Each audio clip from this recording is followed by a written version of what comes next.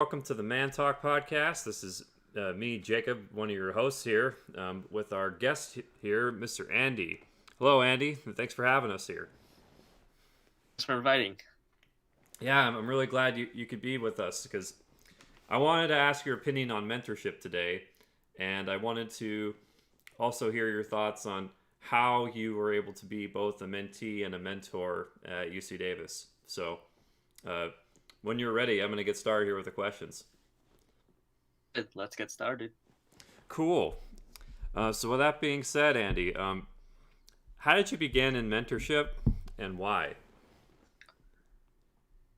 Mentorship when I pretty much joined AICHE my freshman year.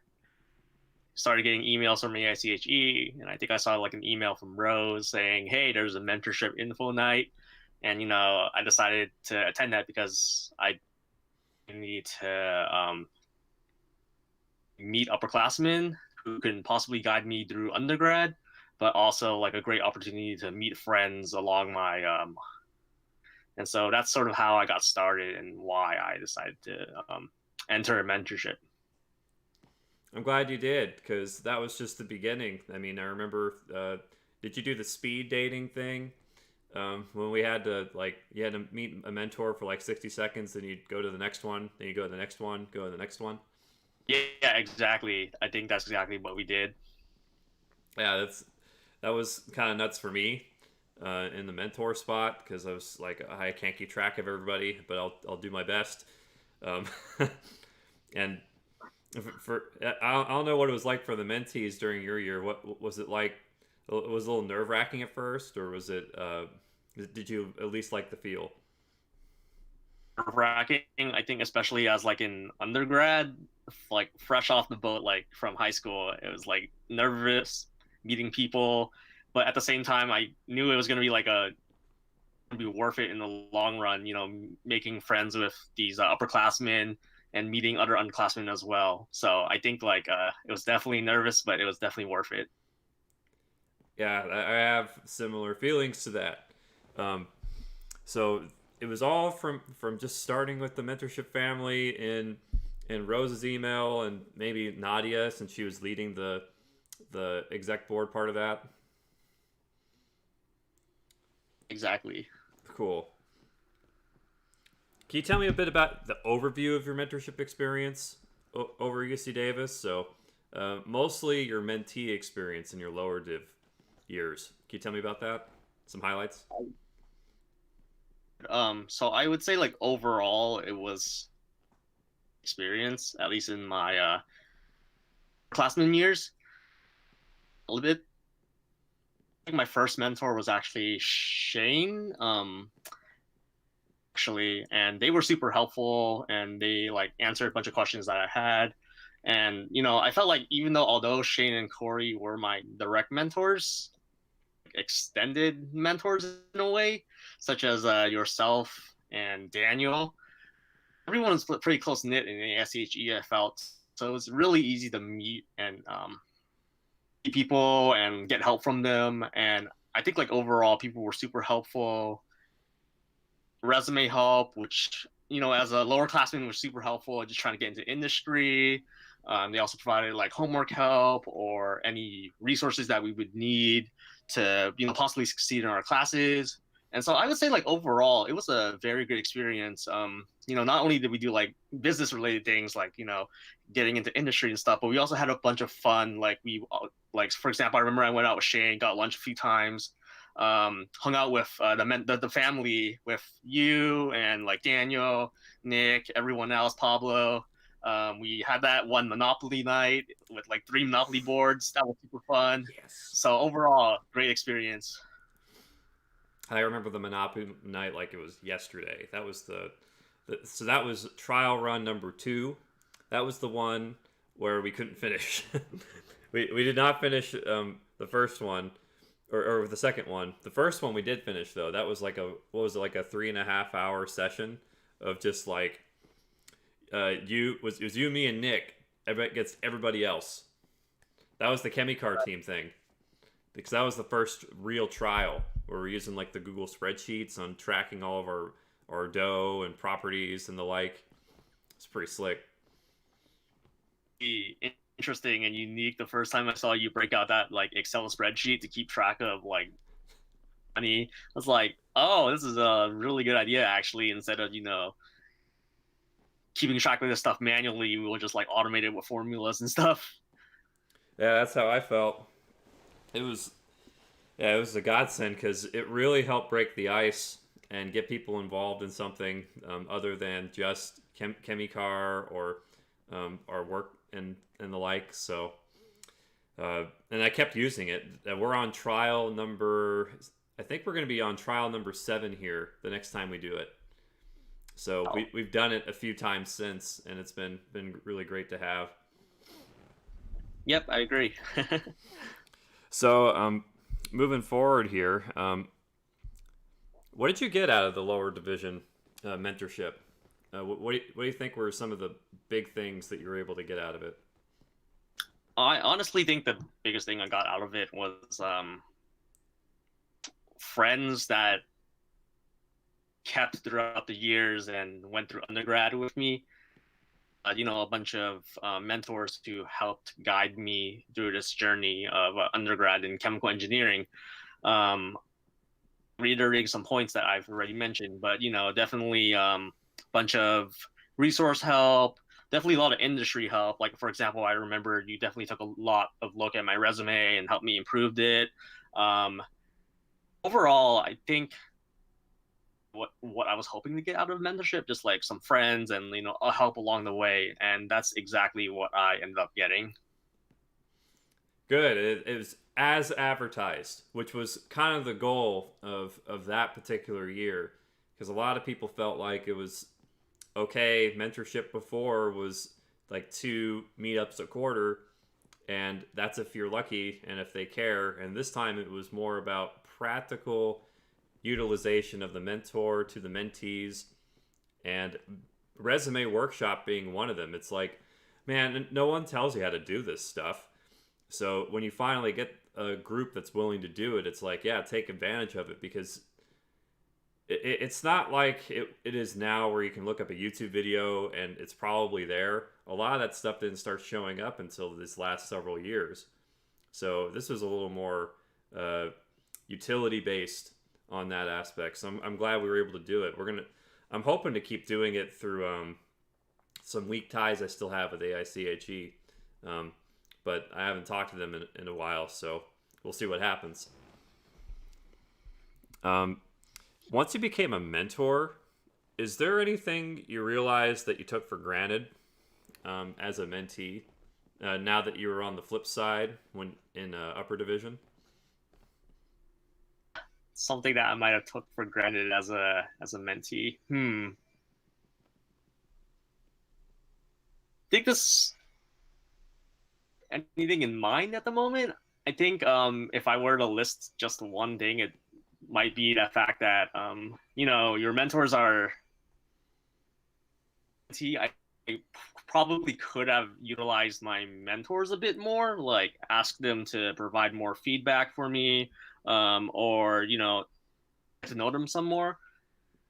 Or I felt like an upperclassman and trying to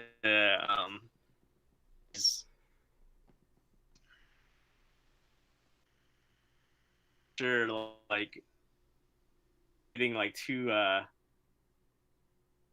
right now that like I really would take for granted. So yeah. That means it was a good success then.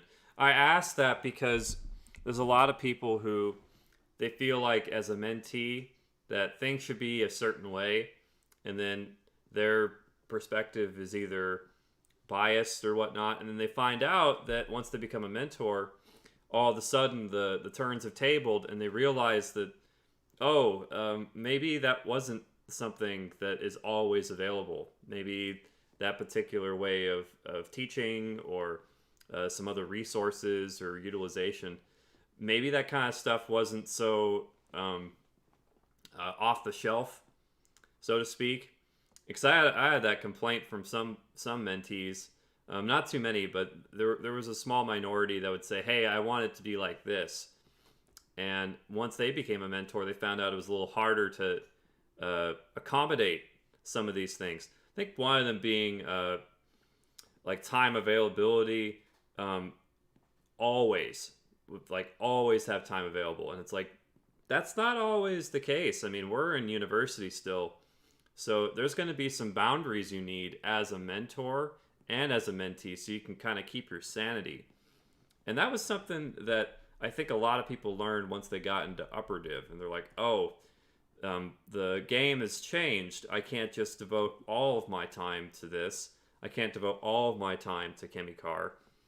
And I think some were saying that about Chemicar too. And I'm going, look, I mean, it's, even if you did, this isn't that kind of project where you can blow like 80 hours a week on it.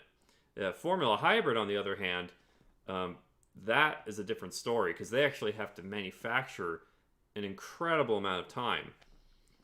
So I just wanted to pick your brain and see if there was anything that you caught yourself on the flip side of the mentorship program going, oh, well, I didn't think about that. But now that I'm in this position, now I understand. Right. That makes a lot of sense. So that was the whole point of that question. I was curious about your strategies for dealing with and helping mentees once you became more in the mentorship role yourself. I'm always looking for new ones, and I'm curious to see how you're able to deal with the changing student population. And I mean that culturally. I mean, culturally, they're changing more and more as we're getting more into the people who grew up on internet all the time versus us who we more grew up with it like once we hit pre-adolescence, so to speak. What do you think? Right. Probably implemented. Checked in a lot with my mentees, and initially I was just using like emails to check in with them.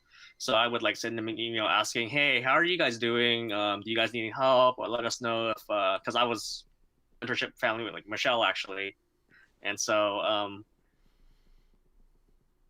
in our mentees pretty often via email. We didn't really get too much response from email because I feel like a lot of people nowadays they tend to use like social media. And so one thing we did was we actually created like a group chat for our family, and we use that for communication instead. Communication and response rates through Facebook Messenger, for example, was a lot higher than through email.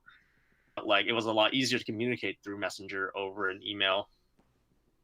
And like this is sort of relevant to this, but I can also see this like in the having been in like industry for a bit now. Just like people tend to respond slowly in emails versus like a messaging app. So like for example, at work we use Slack.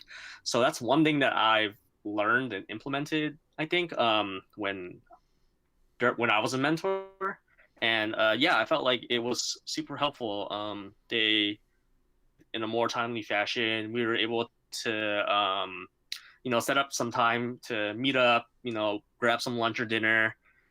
That's one thing that I would probably try doing again. Yeah, that's good because that kind of strategy, like email, is good for formalities. Like you have the timestamp, you have everything ready to go, and it's great for introductions. But for day to day, yeah, I agree. Email's too slow. I mean, nowadays everything's on your phone, so it's not that big of a deal. But the tendency for most of us now is to use something faster than that. And if it doesn't need to be formal, that's when social media takes its place. That's I agree. That's something that I didn't really use as much as I should have. Back in 2013, and that just goes to show that I was kind of just going off of our old way of doing things versus a different method there. And I think another strategy that we did that you're talking about is there's some things that never change. One of them being you got to just take care of your people, and you can't do that always through a Facebook Messenger. So you got to check in with them. If you see them in the library or you see them at the AICHE meetings, there is some level of care that I think people want from us. Um, and I think that's really good to be able to give it to them when possible, because that's going to help their sanity. And I was talking about this with Daniel. It wasn't just the mentors influencing the mentees. When they went into the library or they went to a study group or we're all working on something together, that influenced the mentors to kind of get their act together more and make sure that we were doing what we needed to do as far as our work items as well. Because you guys are watching, we have an audience. There's a certain uh, baseline accountability that started to take place. So another reason why I asked. Um, so with that being said, did you end up making a fair amount of friends through the mentorship family? It seemed like you did freshman year. Did that continue to happen as you went through college? I definitely think so.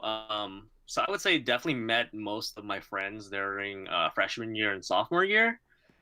I think the reason why I knew so many people actually is probably a little bit because of like the mentorship family that we sort of set up between like you, Daniel, and everyone else.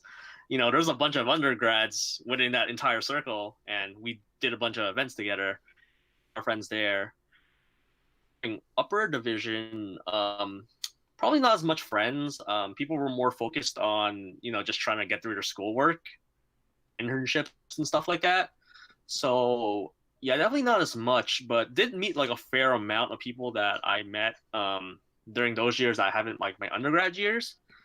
Yeah, I'd say overall definitely made a lot of friends. I'd probably say like if I had to put a number to it, like which is like a decent amount or so. Yeah, I mean the amount of friends you can make in college is because there's always another class that you got to go to. There's another change, especially in lower div. I mean, you're going all over the place. You're meeting people from the medical industry that want to go in to be a doctor, to people who just want to be like a lab tech biologist, or they want to go be a postdoc or whatever.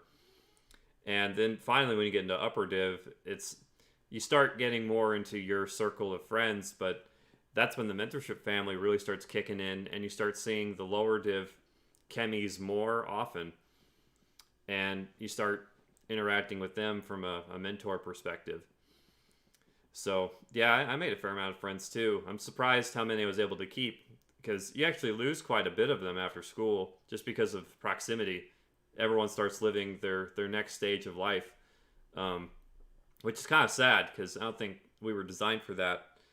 We were more designed for some level of continual friendship. But it's modern day though. I mean, that's something that we just have to live with, and hopefully we can do some level of mitigation on all these things, especially in the mentorship family. Actually bring up a super interesting point there that the fact that once people graduate college, they tend to friends that they've met in college just because everyone has like their own path. Move out of state, some move back home. Super important to keep in touch with those people. I'd often find that sometimes I would try to contact my old mentees. So, for example, Randy was one of my mentees, and I still talk to him to this day, check in with him every like few weeks or so. We actually hung out in like San Francisco once, actually, and I've been meaning to hit him up again.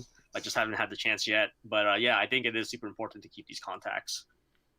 Yeah, with Randy, I mean, he actually made a really big impact in AICHE. That was actually really cool because you got to have a hand in that, and then so did Brian, and so did Kevin Tang, and some of these other people had a really big impact on him getting to where he is today, and that's so cool because that influenced a really big player, and you just never know how this is going to turn out. I heard a stat once I left college that the people who really get into mentorship, they, the mentees of the mentor group, they would have a really high success. I think it was something above 100% of getting involved in back into the program if it was successful.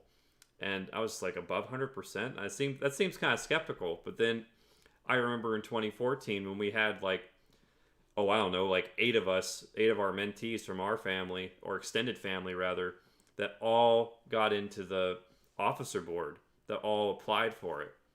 And I thought that was just so unique. And then of course I looked up these articles and they're like, actually no, that's what should happen if they were given the right influence and cultivation. Yeah, and I attest to that. And I think one of the main reasons why I applied for AICHE Officer Board, you guys like you, Daniel, who have previously had experience on Officer Board, and given us that perspective, super important to meet these people, and because then you never know, they'll be the ones that sort of drive you in that direction to apply. Yeah, and that's how I feel too. It's the mentees that influence me. I mean, you're obviously one of them. Daniel's one of them. There's I could keep naming them. There's just I could think of. I think I said in one of our other streams, it was like at least 30 that had a primary impact on who I turned into later, and that's so cool from an accountability perspective, because you can't just be this bland person anymore. It forces you to rise up and be someone higher than who you may think you are, and I mean higher in the sense of like quality. So you're refining your character from it. So as you pull someone up, it's almost as if there's an equal and opposite effect that happens to you. And I don't know if that ever happened to you, but I'm curious if it did, and I want to hear about it. I definitely think so. I can think of some people that affect, like, had to you, for example. Like you said, you had me, Daniel, and all these other people that gave you interesting perspective. I also had several of these people. Biggest one is probably like just a freshman to like president of AICHE. That was really cool and interesting. Just to see him grow, not only like I guess academically, but also his leadership skills. And it was something that I like sort of proud of as well. It's probably like one of the best examples I can give right now for that. Yeah, that's perfectly fine. I just wanted to hear at least something. Um, when mentoring, there's sometimes there's some information that people I don't know if they forget to leave it out, but it's like they don't have some kind of baseline rubric to tell young people what they need to know about AICHE and what they're going through in the university and what to expect once they leave. Um, really encouraging them to not waste their time. That's one of them. Um, do you have other information that's key to getting a lot of these mentees on the right path as they get going in like their freshman and sophomore year?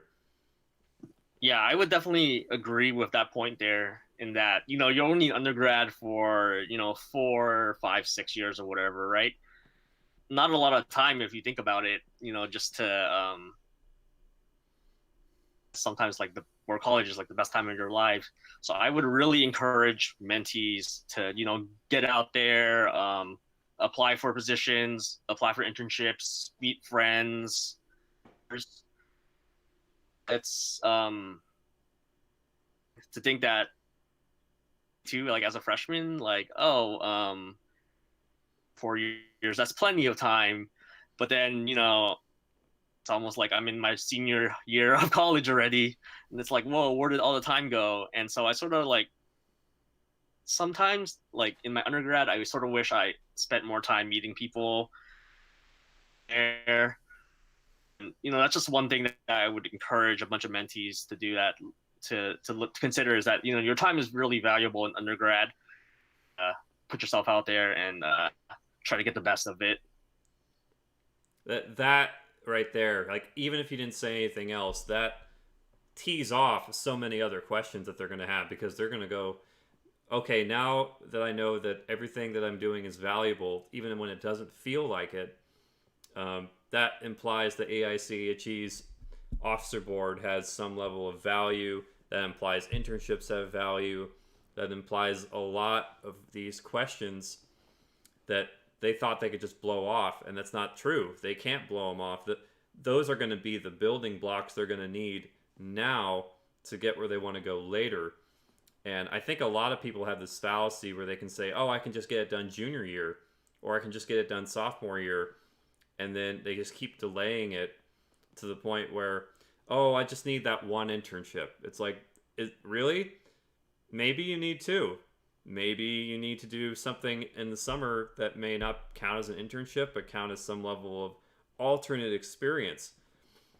To waste the summers on something like, I think the concept of wasting your summer or just like going home and doing nothing, I think a lot of those days are over, which is kind of frightening, because I kind of like the idea of having a summer off, which is why I did freshman year.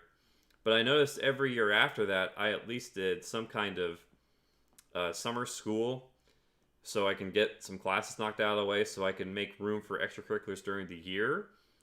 Or I just end up doing them straight out, like I did with one of my first jobs ever, working as a assistant mechanic when I was 20. And it seems like those are going to be the experiences that people need that kind of give them a break in perspective from just, oh, I got to get all this homework done. I got to get these midterms done. I have to get these finals done. And more on, how do I get through the working environment without totally freaking out and having to change my perspective completely on a 180? Because there is a lot of different changes you have to think about when you're going into something like the workforce, especially in the industries we picked. I mean, we're both picked in the pharmaceutical industries. That needs to be accounted for when you're thinking about where you're going to get yourself in. A lot of your past kind of determines where you're going to go. It doesn't have to. Like in my case, I mean, I went from a mechanic to upstream oil to pharma, totally different.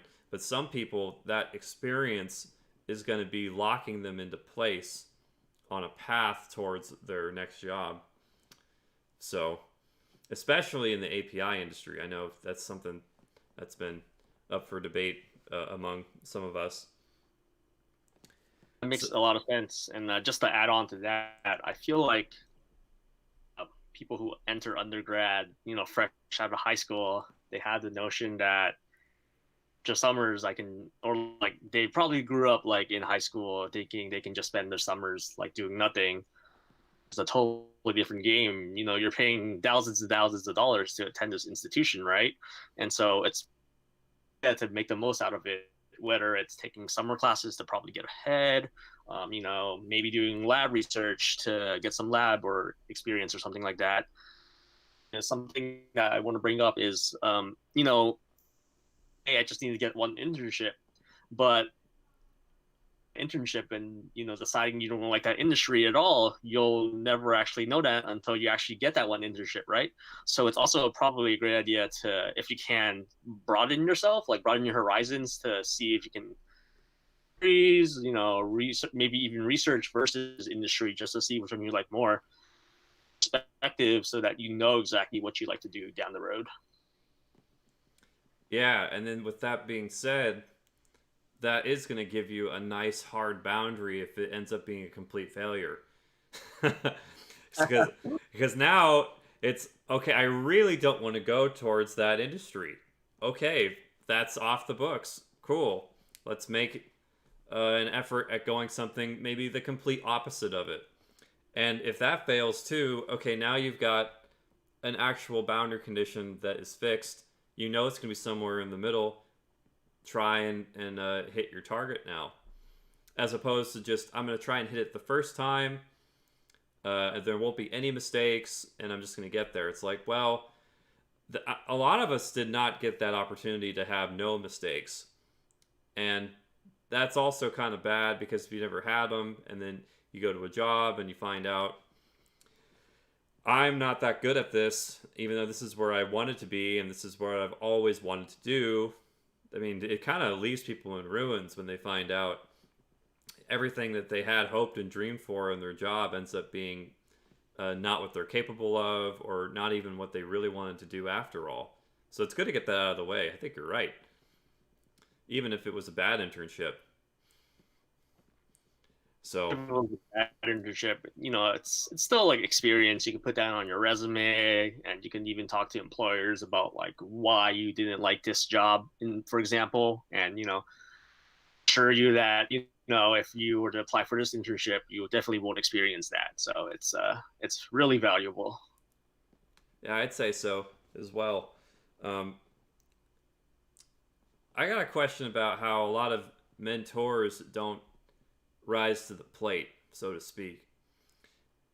So, have you seen any like reason why mentors a lot have a tendency to just fail? And do you kind of know what characteristics make them fail? And I could sort of say that I might be an example of one, or at least I think I might have like failed in sometimes. And the reason I would say is mostly, at least for me, um, time. If you're in your upper division classes, you're taking 4 or 5 chemi classes all at once. You're always constantly studying, doing homework, applying to internships. That upperclassmen, these are probably your priorities, and so these over like your actual mentorship family. Feeling I was constantly doing homework, applying to jobs and stuff like that, and I sort of sometimes like put my family on like the back of my head, or the back of my mind. But at the same time, you have to realize that these are your they look up to you, see you an example of someone that they're gonna probably strive to be. Do you have to for and I do definitely think that you can make time even if you're taking a bunch of these classes, applying jobs. You just have to be really careful and meticulous in your planning. uh get your homework done early, study maybe a few hours or days before to make time for your family. And so I think that's probably the number one thing. It's just that lack of time and lack of resources to meet with your family. Yeah, and that's more of an environment thing than it is about like a character flaw that's causing people to fall over. Which is, I'm glad you said that, because sometimes I felt like there was another part of the continuum where people, they just half-heartedly get into the program, and then it ends up being everyone's undoing, because now you have this family that's kind of idle, and then that's not fair because you got other ones that are like thriving like crazy. And what we noticed in 2014 was a lot of people were jumping ship from these idle mentorship families to go to these other ones, and it was kind of crazy to watch because we were supposed to only have like, what, 4 people, 4 to 6, and then all of a sudden we've got like 30, and it just ends up being this super big family, and I'm not sure how to take it. And this happened to Brian as well. He was talking about how he, in 2017 to 2018, that guy got a crazy big family too. And I guess it's really easy to just let the environment kind of take over, but instead, it's a lot of it's transcending it and making the time necessary anyway. And I'd also argue that doing the mentorship family tests your ability to actually know what you're talking about. And you're not going to do that if you're always talking with people on your level. Sometimes, if you make it an unequal level, you will find that it forces you to really remember what you said and make sure that they're getting the right information. And you can't always do that when you've got peers that are like constantly correcting you, for your own good, right? This is what page 212 said, or this is what my mass transfer notes were saying. Because you won't have that feedback from your other peers, it's really important to make sure you know your stuff, because if it gets lost in translation, no one's really going to fact check you as you pass down the information to the next generation of mentors that will come up. Right. That makes a lot of sense. So that was something I was observing from a lot of the mentorship families as well. And if you had to say to someone why they should get into mentorship, what would it be? Mentorship, as in, as a mentee or a mentor, or In this case, I think we should talk about being a mentor. gotcha, makes sense. In reason to get into mentorship as a mentor would probably be you can a mentee grad. Not only that, but make friends. So as a mentor, you're pretty much the person that mentees look up for, and who mentees will, for help. I feel like to undergrad and guide them throughout their path. Probably the main reason, or the main see that people would think mentorship is appealing for. Well, is that I saw you as a mentor, and like not only you but like everyone else, such as Daniel, and these people in grad, like a lower classman, they you can look up to these people to get a better understanding of what for the next few years. Just think it's really cool to in the right path. Okay, so what you're getting at is it really helps give a path of competence. So you're giving some kind of line for the next guys, but it seems to also make a road for you. So you really understand where you came from too. And lower division wasn't just this chaotic 2 years of meaninglessness. It's like, no, it had its place in developing who you're going to be. And I think that's really important for people who think that lower div is just, oh, I just need to get through it so I can get to my upper div classes. That is totally not true. It's meant to be a building block for getting you to your next spot. And every lesson you can learn early is better than if you had to learn it all at once senior year, which is completely a catastrophic event for anyone who's got to go through that.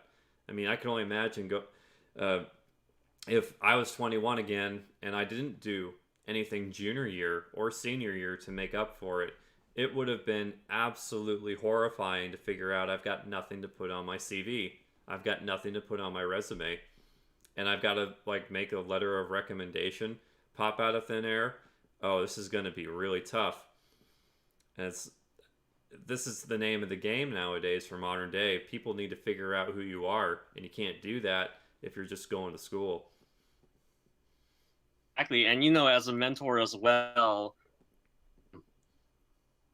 in the shoes of mentees, just a few years ago, and what didn't work out, what did work out, and I feel like as a mentor, spreading this knowledge to your mentees just to make sure they don't follow that path as well, and give them an early warning saying, hey, start working on your resume early, or like start applying for jobs. It's a lot harder when you are like visions so busy already with like your classes and other things for an undergrad, when you're in your lower divisions and you're more time to actually focus on these things that will have a big impact a few years down the road. And I'm glad that we were able to have this talk about it, because I feel like there's a lot of people who there seems to be a big hunger for it. And I think the main reason why is a lot of modern day is starting to feel very isolating, and it's hard to figure out who to look up to if you're always moving or you're changing social circles or whatnot. So for anyone who needs some kind of hope, um, I hope that people would get into mentorship so that way they can really start impacting and being impacted by. It really is a two-way street in that regard. So, with that being said, Andy, thank you for coming on. This was a lot of fun, even with a little bit of the internet struggle. It was good to have you here. I really enjoyed it. I really appreciate it. I really enjoyed our conversation. Good deal. Well, here, with that being said, everyone, I'm going to end the stream. Thanks for watching.